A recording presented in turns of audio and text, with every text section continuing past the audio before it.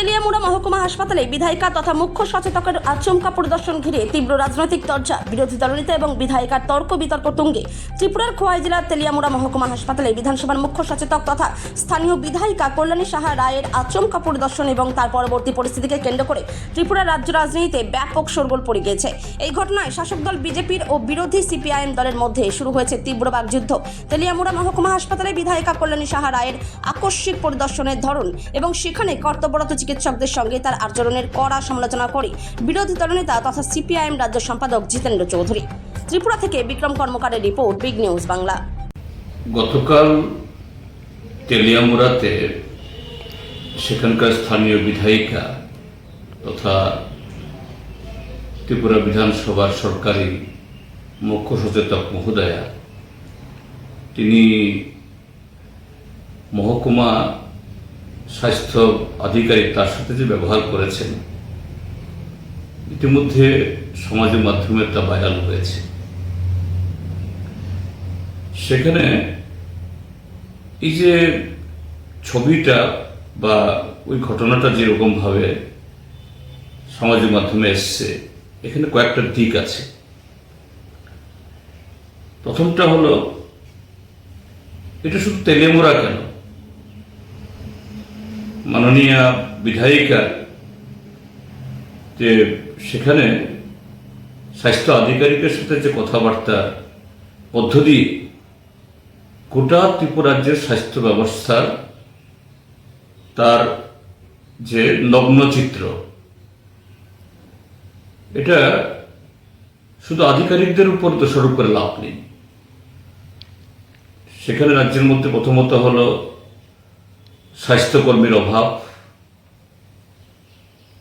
চিকিৎসকের অভাব, তার সাথে নার্স এবং আরও যারা এরকম স্বাস্থ্যকর্মী, যে মাঝে মধ্যে জাতীয় স্বাস্থ্য মিশনের প্রকল্পে দু একজন অস্থায়ীভাবে রিক্রুটমেন্ট করা ছাড়া স্থায়ীভাবে গত 8 বছরে এই শূন্য পদগুলো, নতুন পদ সৃষ্টি হয়ই, সেখানে বহু পদের যে শূন্য পদে রয়েছে নিয়োগ হয়নি। তো স্বাভাবিকভাবেই সেখানে গোটা স্বাস্থ্য ব্যবস্থা একেবারে উপরতলা থেকে নিচুতলার মধ্যে স্বাস্থ্যকর্মীর অপ্রতুলতা, এই ক্ষেত্রেতে এই পরিষেবার যে একটা এই অবস্থা, এটা মাননীয় বিধায়িকার মুখ দিয়ে বেরিয়েছেন, আমার নতুন করে বলতে হবে না। এটা একটা দিক।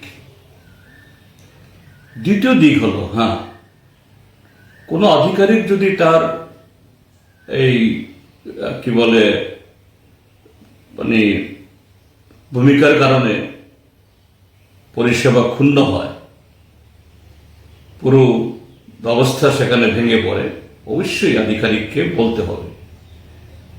কিন্তু সে বলার ক্ষেত্রেতেও একজন জনপ্রতিনিধি এটা যতটুকু না প্রচার আসার জন্য, যতটুকু না নিজেকে সেখানে শো অফ করার জন্য, তার চেয়ে আরো অন্যভাবে তিনি বিধায়িকা শাসক দলের, তিনি চাইলে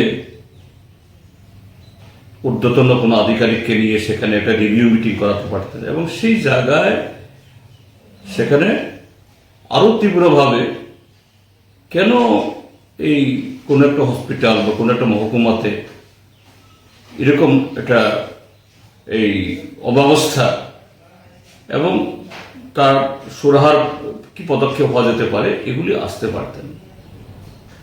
কিন্তু এখানে দেখা গেছে এটা যতটুকু না এই অবস্থা এর সুরাহার জন্য তার উদ্যোগ, তার চেয়ে বেশি হলো এই দিন গড়িয়ে যাচ্ছে, আর একটা বিধানসভা নির্বাচনের তারিখ দ্রুত ঘনিয়ে আসছে, কাজে তার আগে নিজেকে জাহির করতে হবে, এটাই বোধহয় বেশি হয়েছে। এটা না করলেই তিনি পারতেন। আর এভাবে তিনি একেবারে এই সোশ্যাল মিডিয়ার লোকজন নিয়ে গিয়ে এটা প্রচারের জন্য যেভাবে এটা, তাহলে যতটুকু না ব্যবস্থার মেরামত করার জন্য, তার চেয়ে বেশি হলো নিজেকে জাহির করার জন্য। এটা না হলেই না করলে তিনি পারতেন। আমার তো দেখে মনে হয়েছে একজন মাননীয় বিধায়িকা, এটা তার পক্ষে, এবং আরো কতগুলো ভাষা প্রয়োগ করা হয়েছে ব্যক্তিগতভাবে। ঠিক আছে, সরকার আধিকারিক, তিনি যদি কর্তব্য গাফিলতি করেন বলতেই হবে, কিন্তু ওনাকে ব্যক্তিগতভাবে ওনার অ্যাবিউজ করা, কতগুলো শব্দ প্রয়োগ করা, এটাও তো একেবারে অনুচিত। এটা হওয়া উচিত না। এতে ওই কর্মচারী যিনি কাজে কর্মে নিষ্ঠাবান নন, তাকে শুধরানোর চাইতে আরো বেশি বিগ্রানো হবে। এগুলা না হলে ভালো হতো।